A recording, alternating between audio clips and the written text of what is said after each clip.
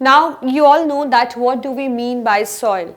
As you all know that what is a natural resource. So one of the natural resources is soil also, because we know that we need food to live, and we get food from plants, and plants need soil for their growth. So that means soil is again a natural resource. So what is soil actually? It is the uppermost layer of earth crust. It is the uppermost layer of the earth crust. And now for what purpose the soil is being used?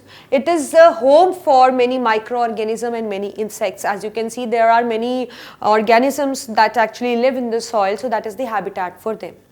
Moreover, they provide nutrient to plants, because plant need certain kind of nutrients which are already in soil, and if the plant will get that nutrient, then only they can photosynthesize or grow, and if they will photosynthesize or make food, then only we'll get to eat. So obviously directly or indirectly we are also dependent on soil, and it anchors the plant, that means it holds the plant. So now what is topsoil? So soil have different regions. So topsoil is the most important layer. It is actually the uppermost layer of the soil, and it is actually called as a fertile layer. It is the uppermost layer and it is a fertile layer because it contains the organic matter. It is rich in nutrients and it contains an organic matter, that is the humus, which make a soil efficient for the growth of plants. Now due to many activities there can be a loss of topsoil, and loss of topsoil is called as soil erosion. So sometimes the topsoil is being carried away by wind, water, etc. So removal of topsoil due to any factor like wind, water, etc. is just called as soil erosion, and that is very harmful. So like what are the factors that can actually erode soil? One is the deforestation. We know that with modernization we are just cutting trees, cutting down trees due to our for fulfilling many needs of the industries and all. So we know that whenever there is a plant in the soil, so the plants try to hold the soil firmly. So when there will be no plants, like when we will cut the plants, so there will be no plant there, and the soil will be left free. So that kind of soil can actually be easily carried by the wind and water because it becomes loose. So that means deforestation can be a major factor. And we know that suppose we keep on using the soil again and again, we are using the soil again and again, and it becomes the time will come when it will become deficient in nutrients, and when it will become deficient in nutrients, you won't use that soil for the growth of the plants. So if you won't use that soil for the growth of the plants, so that means again the soil will be loose and it can be easily carried away by the wind or water. So that means deforestation, cutting down trees or plants for satisfying other needs is a you can say major reason, and excess plantation is again a major reason, because in this, when the soil will become infertile, it won't be suitable for growth of plants and you won't use that, and the soil will not be held by plants firmly, so and they can be easily taken away by wind and water.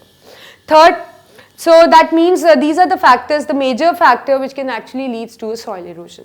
And as you know that soil is very important, as we have done that we need food also, it is a habitat for microorganisms and organisms also. So we need to conserve soil. So the practice of conserving the topsoil is called as soil conservation.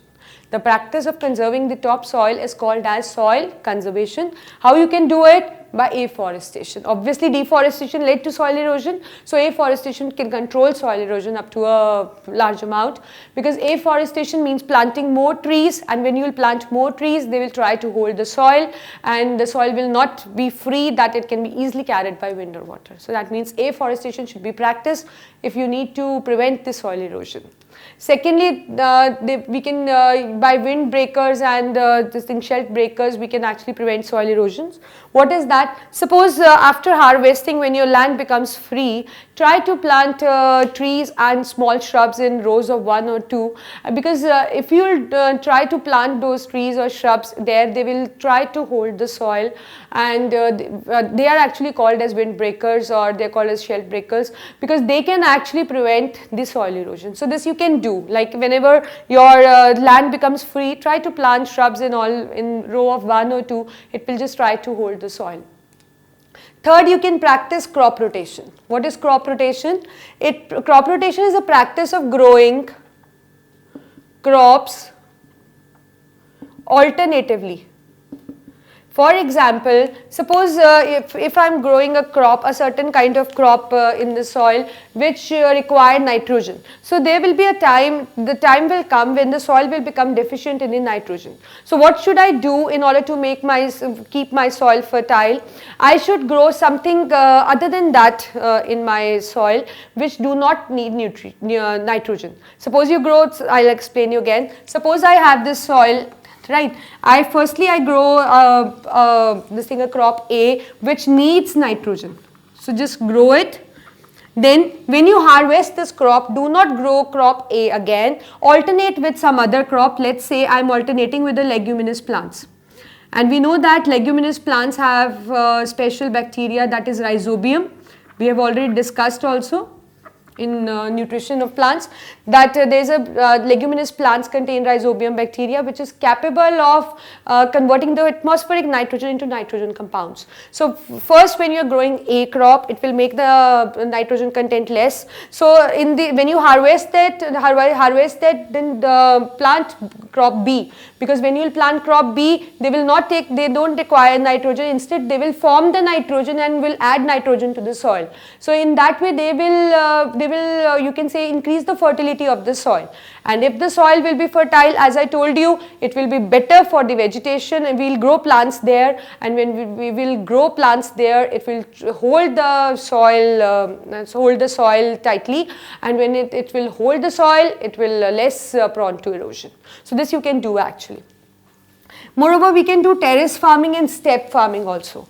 This occur mainly in the hilly regions. So when in the hilly regions, whenever there are rains or something, they can actually take away the topsoil. So what we do there, we just make the steps. Like when we do the farming, we do in step wise. We make a series of steps like stairs, you can say. So that is called a step farming. So when you do step farming, they will just make the passage for the flow of water, and the soil erosion is prevented. Sometimes in hilly areas, what we do, we just try to make the walls of concrete and stones around the farm so that they can actually prevent the soil erosion. This also we can do. So these are the 4 major factors which you can actually practice in order to conserve soil. Plant more trees. Whenever the land is when you harvest the crop, try to plant trees and shrubs. Crop rotation in order to increase the fertility, and terrace farming or step farming, it is done in the hilly areas, that is the farming is done in step wise, so that form a channel for the flow of water, and it is preventing the soil erosion. So that means soil is very important, and you can just prevent the soil erosion as it is serving many important use, and directly or indirectly even we are dependent on plants, and plants depend upon soil. So this you can do it, and in order to prevent our natural resource, that is the soil, which is very